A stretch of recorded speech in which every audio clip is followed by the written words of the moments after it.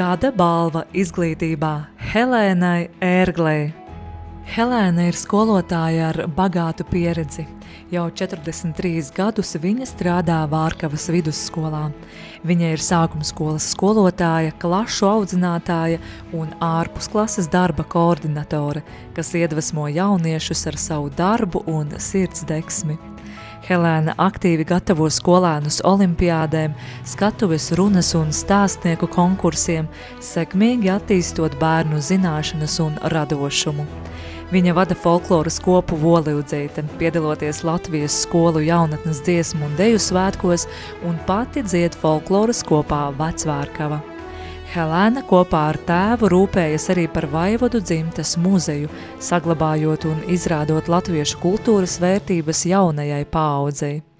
Ar savu pašaizliedzīgo darbu un mīlestību pret izglītību un folkloru Helēna ir kļuvusi par īstu vērtību Latgales kultūras un izglītības laukā.